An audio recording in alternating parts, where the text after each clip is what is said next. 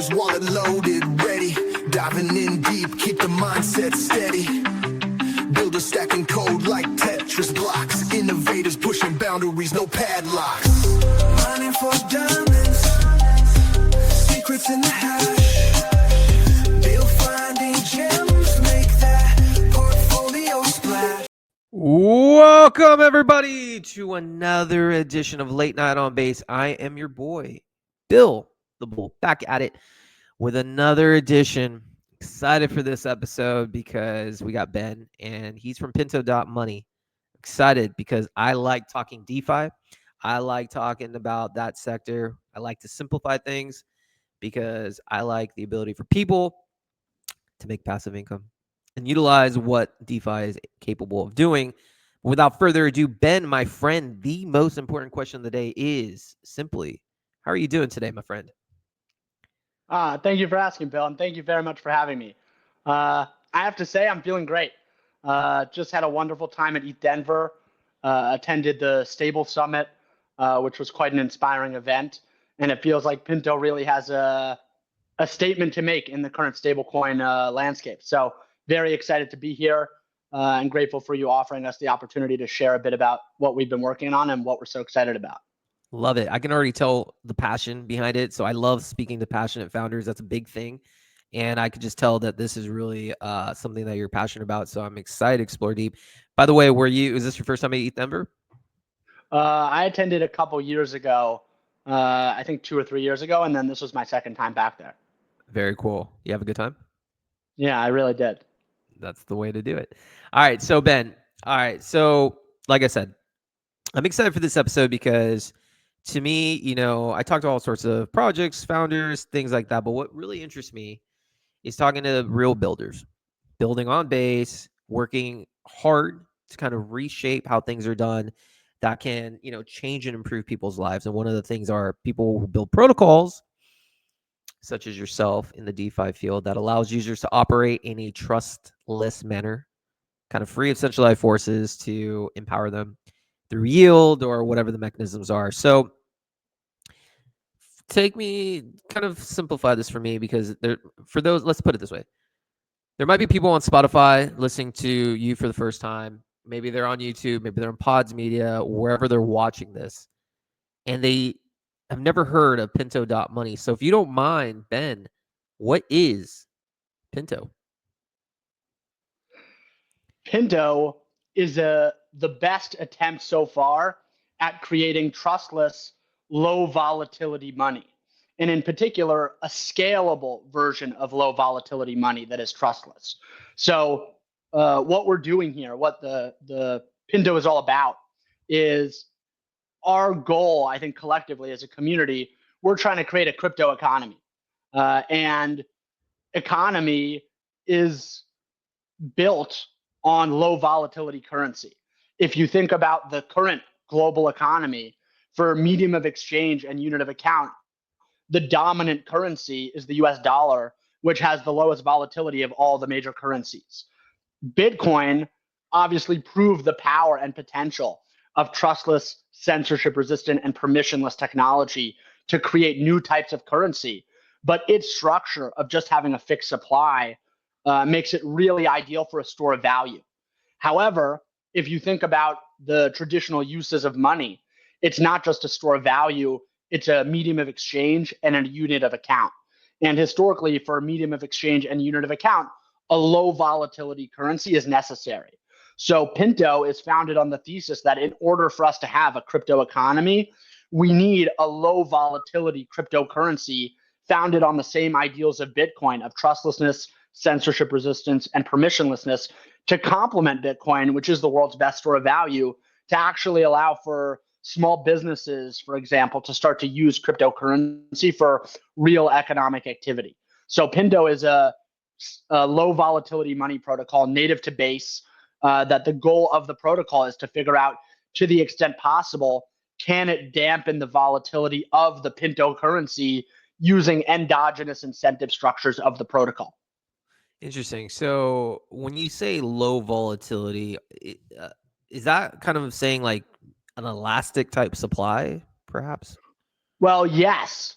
Historically, so Pinto is a fork of the Beanstalk protocol, and Beanstalk was branded as a stable coin. And one of the things that we learned from working on Beanstalk is that branding it as a stable coin doesn't really compute for people, because when people typically think of stable coins, they think of hard pegged collateralized assets that really are at exactly what they're pegged to constantly.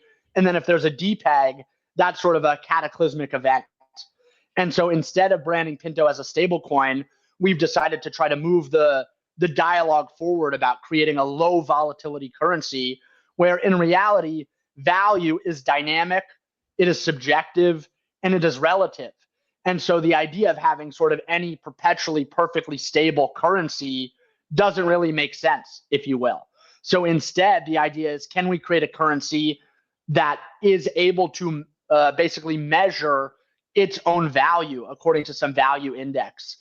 Pinto is currently pegged to the US dollar. So the US dollar is used as its value target.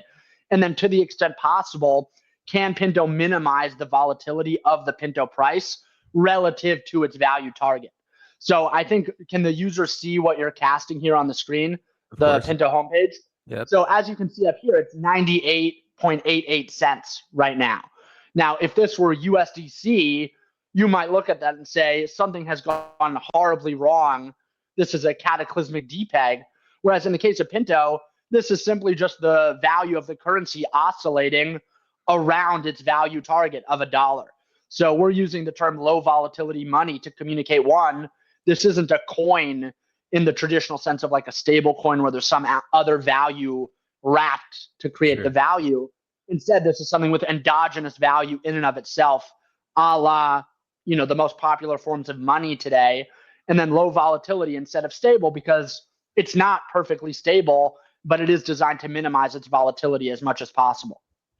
Very cool. It's interesting. So yeah, if you guys are listening to this on Spotify, I encourage you, come to YouTube or watch this on Pods, because we're sharing, the main website of Pinto, and you can kind of get a sense of, what's going on. So kind of let's dive deeper into this. All right. So let's dive deeper into this. So obviously you have this whole different terms. You have silos, you have fields, you have swaps, you have pod market. I want to go through each and every, because again, my goal is to simplify the DeFi process for the 1 to 2 billion users eventually coming to base. They might not understand these terms because DeFi is kind of a complicated process. Talk to us. How does the silo work? Great. So maybe go ahead. Yeah, I was going to say, like, how does the silo work? Because when you look at the silo and you see some of these these APYs are pretty impressive.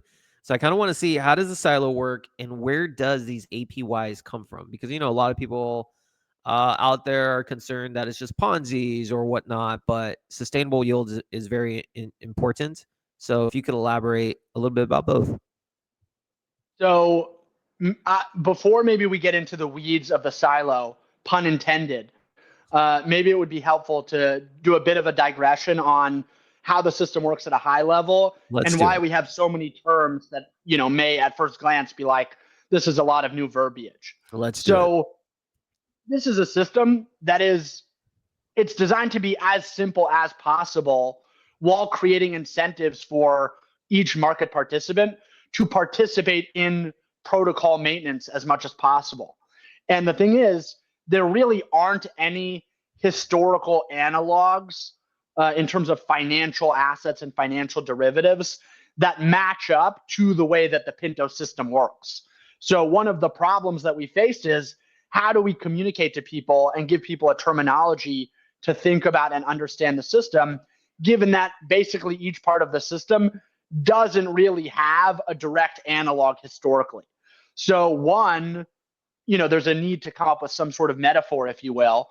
So in the case of Pinto, we use a farming metaphor, where effectively all of the participants in the protocol are farmers that are working, incentivized to participate for their own reasons. Like the incentive structures are targeted towards individual farmers, but the result of the incentive structures in aggregate is to basically encourage particular behavior that results in market participants contributing collectively to the maintenance of the protocol. if that makes sense. So a lot of the reason why we have the farming terminology is it's new stuff that's happening. It's not, just a simple wrapper or a simple deposit. Things are a bit complicated. So I will do my best to walk you through each of these pieces of the puzzle and explain what they are. But it's like, why are there so many terms? A lot of people are turned off by all these terms. It's like, well, there is a learning curve here because this is a totally new system. So with that as the preface, there are two main components to the system. There's the silo, which is the deposit facility where you can earn this passive yield, as you see on the screen. And there's the field, which is the Pinto credit facility. So fundamentally, the way that Pinto is designed, one of the things I said at the top of the pod was that Pinto is designed to be scalable, low volatility money. And if you look at something like the original DAI model or Liquidity, LUSD, these are trustless stablecoin protocols. But the place where they have a fundamental flaw is scalability, where because they are relying on collateral that has to be locked up in order to mint more of the stablecoin, they simply don't scale. Like there's not enough trustless network native value on the blockchain in order to fulfill the demand for stablecoins. Like right now, there's 225 billion stablecoins roughly. In order to meet that demand, particularly if we're talking about over collateralized stuff, we would need 300 billion plus of on-chain value just locked in a CDP, basically doing nothing. And that model simply doesn't scale. And so Pinto, instead of using collateral, uses credit. And the idea here is credit is something that is trustless in nature, in the sense that you don't need to have an issuer, like some centralized entity issuing credit. You can actually have a smart contract for the first time issuing credit. And so the other benefit is that credit scales in perpetuity. Whereas with collateral, if you lock up $100 million, great, but the marginal cost to lock up that second $100 million actually increases. And every additional $100 million of value you want to lock up, the opportunity cost that you're realizing goes up. So this model really doesn't scale. Whereas with credit, if the Pinto protocol borrows $100 million from the market and pays it back, next time the market may very well be willing to lend $200 million or more, and likely at a better rate. So credit has this amazing property where it actually does scale in perpetuity. You look at the US government as a borrower with trillions of dollars of credit. And so credit really seems to be the only trustless source of endogenous value that can really be the underpinning for something like a scalable, low volatility money. So the field is the Pinto credit facility. So we have two main sections of the protocol. We have the silo and the field. The silo is the deposit facility, which I'll explain in a second, and the field is the credit facility. So, and feel free to stop me at any moment and ask questions. No, okay, well, yeah, let's just kind of pause right there. So again, the silo is where you deposit. The field is the credit facility, and I think credit in anything is important in the real world, especially in DeFi. Well, in the real world, if you have good credit, people are willing to lend to you. Same thesis would go here. You have a good idea. You borrow 100 million, you repay back. Chances are next time you'll be able to borrow 200 million with probably better terms because you've proven your credit worthiness. So that's important. So, okay, let's run through Silo first, then we go to Field. So Silo, take us to this. I'm a user. I come on to pinto.money. Humor more minutes of context, if you will, Bill. I think that will allow our Silo discussion to flow a lot better for the listeners. Okay. So the TLDR on how the protocol works is, you mentioned elastic supply before. All of these algorithmic attempts at stable coins or low volatility money, there's two cases they have to handle. One is when the price is too high. The other is when the price is too low. In the case of Pinto, the price is too high case is just as easy as it is for every other protocol, where there's simply an ability to mint more of the supply. So classic supply and demand, there's excess demand, the price is too high, the Pinto protocol can just mint more Pinto currency. The much harder and more complex circumstance to handle is what to do when the price is too low, when there's actually excess supply. How can the protocol return the clearing price to its value target? Yeah. And so the field is where the protocol tries to borrow the excess supply from the market in order to remove the excess supply from the market and ultimately return the clearing price back to its target. So when the price is too high and the protocol mints more currency, it distributes the seigniorage to both the depositors in the silo and the creditors in the field, half and half. So what that means is basically, and there's different incentive structures in the silo and the field, which we can get into. But the point is, in the field, it's the way that the protocol removes supply from the system when there's too much supply. And the silo is more passive depositors to provide liquidity. So with that just as a 10,000 foot view, let's head to the silo and I'll try to explain what's going on. Okay, let's go to the silo. Like I said, for those users who want to come in, and that makes sense. Obviously, just like with anything, if the price is too high, you will then the protocol will print more to get that supply and demand down, or get the supply. You keep pushing supply up, demand goes down, supply demand, price goes down. And then when it comes down to the price too low, you use the field facilities to basically borrow the excess supply in the market. Okay, so talk to us about the silo. Okay, there's a couple problems that the protocol needs to resolve that the silo handles. Okay. So one of the problems is how to attract liquidity. So whereas with a collateralized stablecoin, you can say that the value of the currency is derived from the underlying collateral, and that sort of implies some natural price. In the case of Pinto, there is no collateral backing the currency. The value of the currency is just discovered in the market, if you will. So the protocol has to attract liquidity somehow in order to allow for price discovery and for trading in and out of the system. So if you scroll down just a little bit here, you can see in addition to allowing for Pinto to be deposited in the silo, you can also deposit all these different LP tokens. So there's Pinto USDC, Pinto CB ETH, Pinto Wrapped Sol, Pinto Wrapped ETH, and Pinto CB BTC. And effectively, these are 5 different liquidity pools where Pinto all trades in. And in addition to just buying Pinto and depositing the Pinto directly in the silo, users can also add liquidity to the liquidity pools and then deposit the LP tokens themselves in the silo. Does that make sense? Of course. So basically for users, you have ability to even take your LP position and deposit it into the silo to earn more yield. And some of these yields, they give you the rates 24 hours, 7 days, 30 days, and it's variable. So for instance, you provide liquidity in the Pinto USD pool.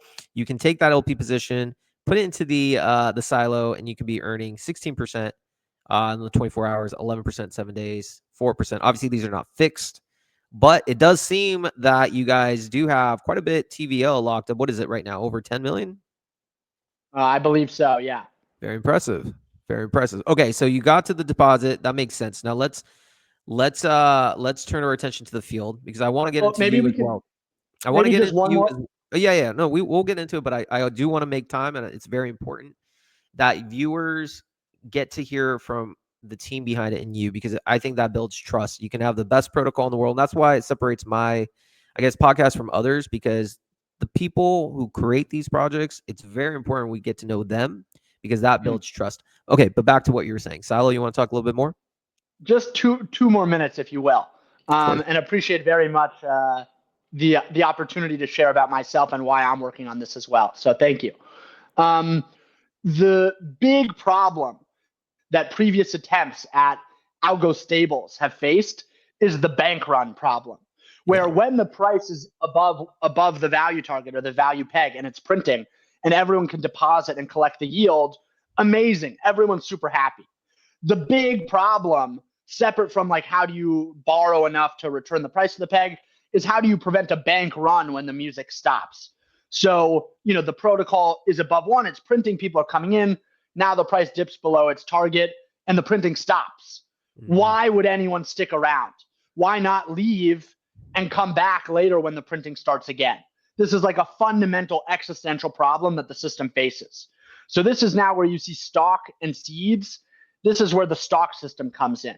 So when you deposit value in the silo, you receive stock and seeds. Every season at the top, you see we're in season 2566, which is every hour. Every hour, more stock grows from each seed. And so the result is over time, the longer that you are deposited in the system, the more stock you accumulate. And basically the incentive structure at play to minimize bank runs is as follows. When you withdraw your deposit, you have to burn all of the stock and all of the seeds associated with the deposit. And so the result is that individuals face an opportunity cost, like they have to make a calculation, should I burn all of my stock, all of the value I've accrued in terms of future mints, because mints are determined by stock ownership. So when seniorage is distributed to the silo, it's distributed based on stock ownership. So I, as a silo depositor, am faced with a decision. The printing has stopped. People are starting to leave. Do I leave and forfeit all of my stock, or do I stick around and continue to accrue stock while the printing is not happening in order to maximize my yield the next time? And this creates a really unique incentive structure where if I think the protocol is going to repeg itself and return and start printing again in the future, there actually is a really significant incentive to stick around even when the printing is not occurring. Whereas every other historical attempt at solving this low volatility money problem, there's never been an incentive structure to minimize the extent of the bank run.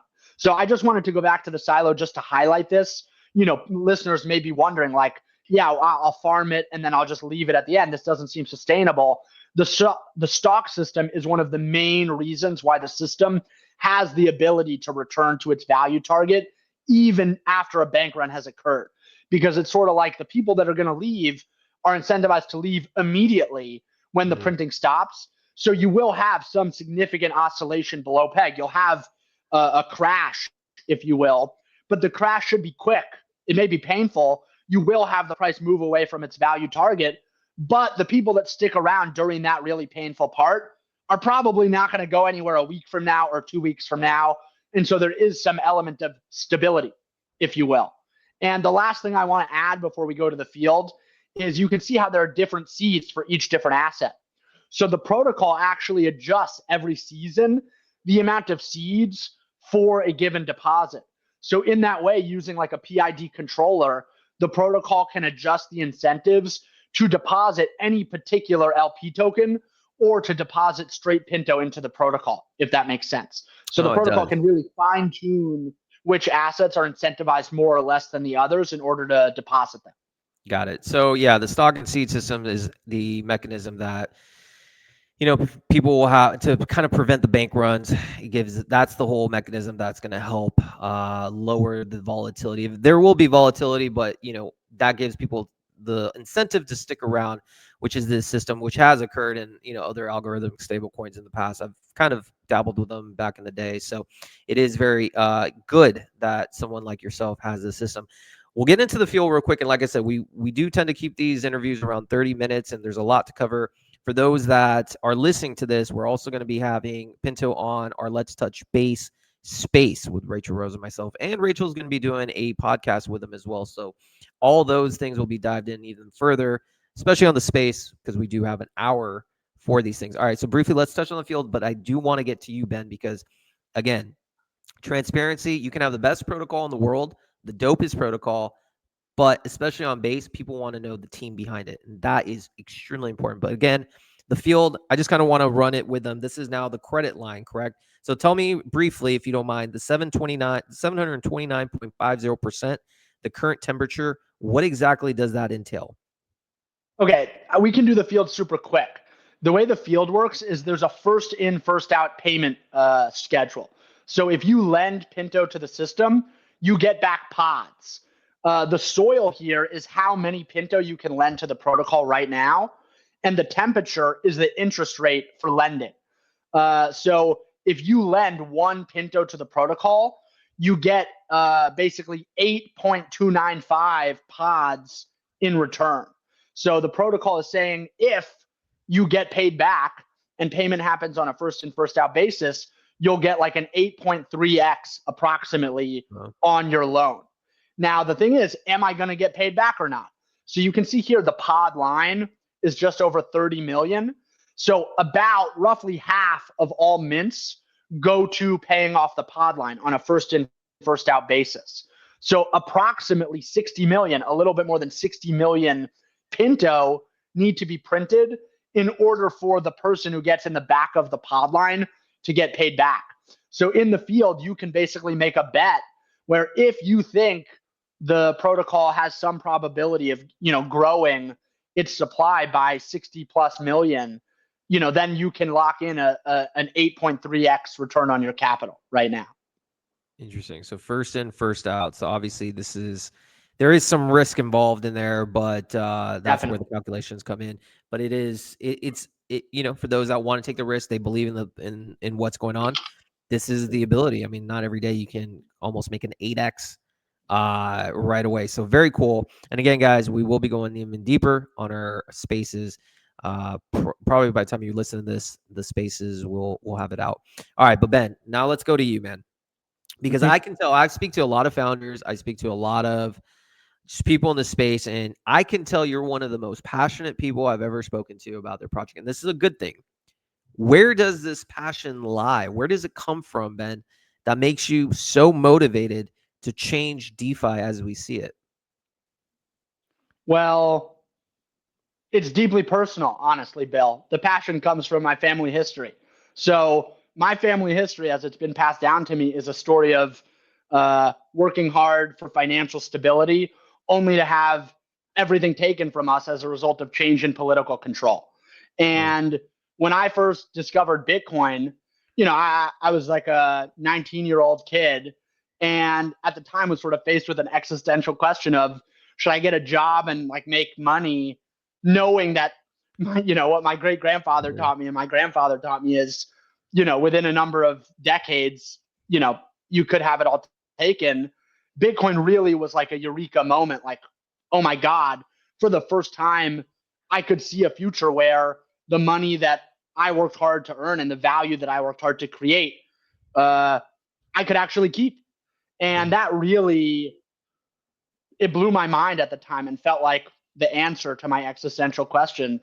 And, it's been like 8 years, and I am at this point doing everything I can to create a trustless, censorship resistant, and permissionless economy where, independent of where you were born, independent of your race or religion, or really anything about you, you are able to participate in the creation of value for others and participate in a global economy. And the hard part for me is, when I was 19 and I found this, your mind starts to go crazy about all the possibilities. Sure. And then reality sets in about how far we are from actually making all of this a reality.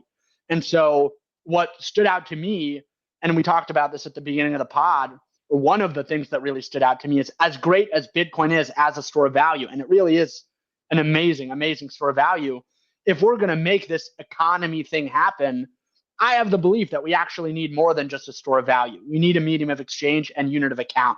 So what am I doing here? Why have I been working on this for so long? It's like, without this problem being solved, it doesn't feel to me realistic to have a trustless and censorship resistant economy. You think about how through our lack as a community, our lack of a trustless, censorship resistant, scalable, low volatility money, everyone is using Tether and USDC. And it's like, fundamentally, trustlessness is a least common denominator problem. Censorship resistance is a least common denominator problem. And until every part of the financial transaction is happening using a trustless and censorship resistant stack, and that includes the currency in which transactions are occurring, we're never going to have this economy that we all have in our heads. So that's what I'm doing here. Wow. I mean, that's deep, man. And I think it's sometimes life experiences shape who we are and shape kind of where our life decides and dictates. And in your family, they've gone through, I assume, quite a bit. And so that has given you the foresight to be like, hey, I need to change this for the better. So the passion's clearly there. Okay, so let's put our hypothetical scenario. Think forward 1 year from now. Pinto, where would you like Pinto to be 1 year from now? Any sort of milestones? Talk to us. What do you envision Pinto 1 year from now? Well, when I close my eyes and I envision a year from now what Pinto should be looking like, there's a couple things to say. One, these types of systems run in cycles. And so my hope is that over the course of the next 12 months, Pinto is able to successfully navigate 2, maybe 3 cycles where you have some increase in demand, there's a minting cycle, and then you have the minting stops, the protocol depegs, and then there's a question of, does the model continue to work? Can the bank run be minimized? Can the credit facility work? I would love for 12 months from now, the protocol have not just stayed perfectly at its value target, but to actually have oscillated significantly. The protocol was at 70 cents a week or two ago. That was the first cycle seems to have just been completed. It's been back at its target now for a couple of days. It would be great to see 2, maybe 3 more cycles over the next 12 months. And with each cycle, significant growth. So the other element that really comes to my mind is money is a social phenomenon. And with each cycle, at least the way it worked with Beanstalk, which was the predecessor to Pinto, each cycle brought in a new part of the community, and the community grew with each cycle. And so my hope is that if the protocol is able to successfully navigate 2 or 3 cycles over the next 12 months, that the community will grow and flourish. Now, to me, the biggest thing when we talk about the protocol working for 12 months and the community growing, something that has been maybe sad is the right word. After the collapse of Terra Luna, it really felt like for the most part, everyone gave up on the ability to create low volatility currency. And that's one of those things which if you go back to the argument that I was making before about because trustlessness and censorship resistance are least common denominator problems, without a low volatility currency, this isn't going to happen. This reality isn't going to manifest. To me, a big part of what I'd like to see over the next 12 months is just for the conversation to come back to, is it possible to do this? What are the mechanisms and tools that we have access to, in theory, to try to solve this problem? Like right now, most people, almost anyone, is not really looking to engage in this very complex problem. And so to me, in addition to just getting more data on how is the model and the protocol working and the community growing, I would really love for the conversation to return back to, one, acknowledging that we need to solve this problem. And then it's like, well, how can we do it? And I think one of the big differences from something like a Terra Luna is that was a protocol that tried to keep a hard peg. And if you think about the stablecoin trilemma, it's like you actually do have to make a trade-off somewhere. And something like LUSD or DAI traded scalability or capital efficiency. Other protocols like USDC trade off decentralization and censorship resistance, trustlessness. The fundamental thesis behind Pinto on this front is it is so much better to trade off stability. That in fact, you don't need perfect stability. In fact, perfect stability is a myth. Like even the US dollar has volatility in its value over time. So the idea of creating a currency with a perfect value peg that's hard set all the time, that's actually totally unsustainable. Yeah. But if you're willing to say, we accept some amount of volatility, and now the question just becomes, Bitcoin is a system, has a fixed supply, and has no endogenous volatility dampening mechanism at all. It sort of becomes a much more comfortable space to be operating, which is to say, is there anything we can do to try to minimize the volatility of a protocol like Bitcoin? So take Bitcoin, and now what can we do? Is there anything we can do to minimize the volatility of the currency? And the answer in my mind is 110% yes. It's just a question of, it's now a trade-off space. Like, how tight do you want to keep the volatility, and how much risk are you willing to take that the thing blows up at some point? So it's actually a very interesting design space. And for me, it's been quite sad that people are not talking about it. Like, this feels like a necessary problem for us as a community to solve. And so a big part of what I'd like to achieve over the next 12 months is to reignite that conversation and get the serious thinkers in our space to say, you know what, this guy's got a point. We do have to figure this out. And maybe it's not an impossible problem to solve if we give up on a hard peg. Yeah. And I think with time, with more cycles coming in and out to show the volatility works, to show that, you know, it can be done, the conversation will come to the forefront. That's inevitable. So Ben, we've ran over time, but like, I just have to say, I was massively impressed by you. I mean, I came into this excited. If I'm a listener, I'm a viewer, I'm even more excited about what you're building because your passion is undeniable, your knowledge is undeniable, and I have to applaud you for that. But I want to give you the last floor. The floor is yours, Ben. To anybody listening, tuning in, your community, non-community members, anything you'd like to share or add, final words for Pinto. Well, first, thank you very much for having me, Bill. I take full responsibility for us going over time. No worries. I'm known to talk a little bit at length, but when the ideas are so complex, I feel, an obligation to sort of explain things to the best of my ability. What I would like to leave your audience with is hope. I feel like such an overwhelming theme is that people came into crypto promised something, promised this trustless, censorship-resistant future where they're empowered as individuals and as communities.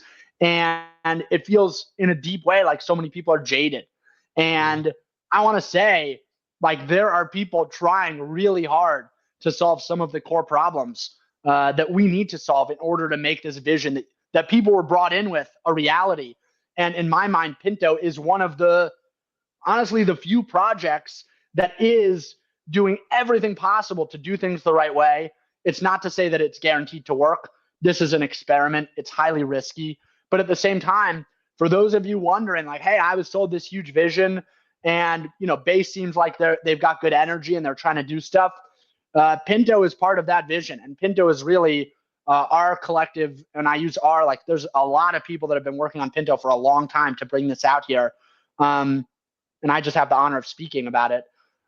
We really are trying to make a difference. And that doesn't mean it's going to work, but this is something that is worth your time to come explore and play around and come join the Discord and ask questions. It's really deep. The design here is really deep, and a tremendous amount of time, energy, and effort has gone into trying our best to solve this problem. And really grateful to you, Bill, for the platform to just come share about what we've been working on and why we care so much. Pleasure is all mine, Ben. And I look forward to speaking with you some more, especially on our space.